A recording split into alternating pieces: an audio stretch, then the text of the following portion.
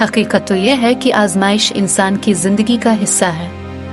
पहली बात तो ये कि आजमाइशें आती रहेंगी, और दूसरी बात यह कि इसके बाद सब्र भी आ जाएगा, और आखिर में आपकी साबित कदमी और यकीन से ये मुश्किलात ख़त्म हो जाएंगी, और खुशियाँ आपका खैर मुकद्दम करेंगी, और आपका शुमार उन फातिहीन में होगा जो अल्लाह के वादों पर भरोसा रखते हैं कि अल्लाह किसी शख्स पर उसकी ताकत और हिम्मत से ज़्यादा बोझ नहीं डालता, और ये कि आप अपनी तकलीफ में से बगैर किसी नुकसान के बाहर निकल आएंगे।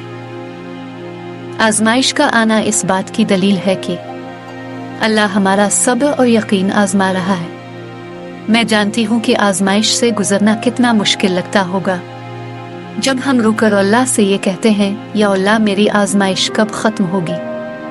अल्लाह ताला ने कुरान पाक में खुद ये बयान फरमाया है कि हम तुम्हें आजमाएंगे खौफ के ज़रिए, भूख के ज़रिए, मालों, जानवरों और फलों की कमी करके, और सब्र करने वालों को खुशखबरी सुना दीजिए।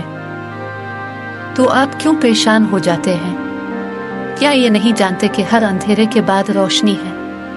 बाज़ औक़ात हम इस अंधेरे में खोकर हम हार जाते हैं कि अल्लाह से मौत मांगने लगते हैं, और कभी कभी तो अपने आप को खुद मारने का सोच लेते हैं कि किसी तरह भी करके अपने आप को ख़त्म कर लिया जाए, ताकि इस आजमाइश, तकलीफ़ और परेशानी से जान छूट जाए।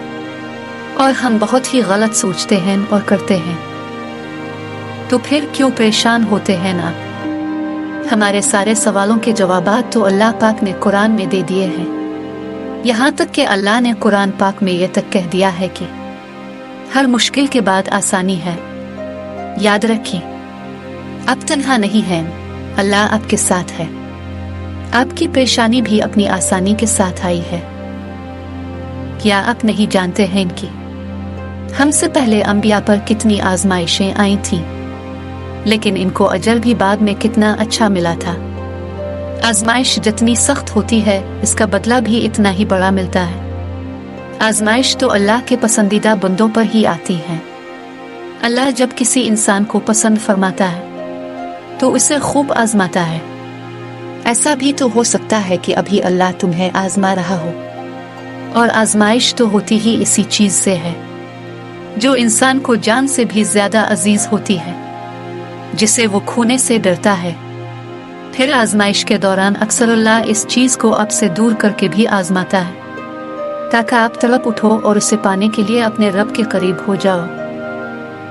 बस आप इस वक्त आजमाइश में पूरा उतरने की अल्लाह से दुआ करते रहे। अल्लाह ताला अपने बंदे को उसकी बर्दाश्त और हिम्मत से ज़्यादा नहीं आजमाता। अल्लाह आपकी पसंदीदा चीज़ों से ही आपको आजमाता है। अल्लाह आपको बेबस करके अपने करीब ले आता है। अल्लाह आपको दुनिया से मायूस करके अपने ऊपर तवक्कल करना सिखाता है। अल्लाह आपको लोगों के हाथों तोड़कर खुद से जोड़ता है। अल्लाह हालात से मजबूर करवा के आपको सजदों तक ले आता है। अल्लाह बेहतर को आपसे दूर करके बेहतरीन से मिलवाता है। अल्लाह आजमाइश से गुजार कर आपको मौजूज़ों तक ले आता है। बस फिक्र न करें, ये आजमाइश भी जल्दी ख़त्म हो जाएगी इंशाअल्लाह।